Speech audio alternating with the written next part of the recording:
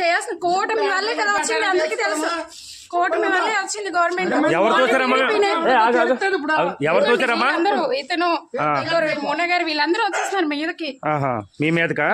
మేము వచ్చేసి వీళ్ళకి ఇవ్వడానికి ఇలా వస్తే మమ్మల్ని నెట్టేసుకుని ఇలా వచ్చేసి ఇలా నిల్చుంటే ఎలా ఉంటుంది చెప్పండి.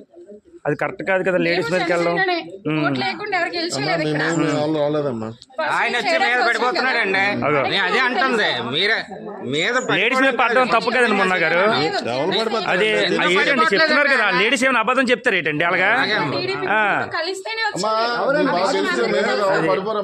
అమ్మ మీదకి వచ్చేస్తాను తన అర్థం ఏంటి అంటే పక్క వెళ్ళిపోలే కదా, మీదకి వచ్చేస్తే పక్క వెళ్ళిపోలే, మీదకి వచ్చేస్తే మరేంటి నిలబడితే తగులుతుంది, నీకు అర్థం అవ్వట్లేదు.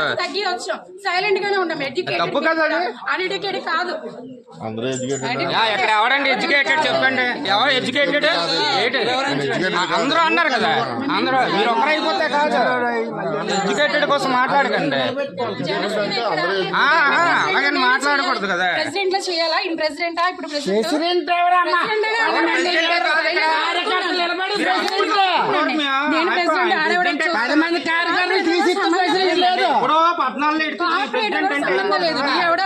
అడస్తాడు మాట్లాడినారండి. సైలెంట్ కూరుకున్నాం మేము.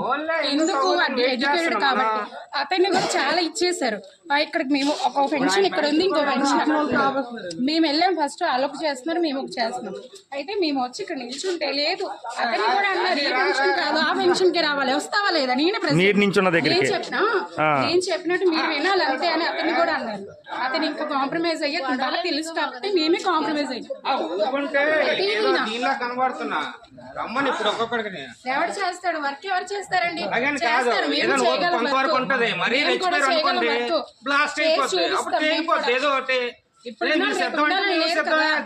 బాగా చేస్తే కన్ఫర్మ్ నీకే వేస్తారు.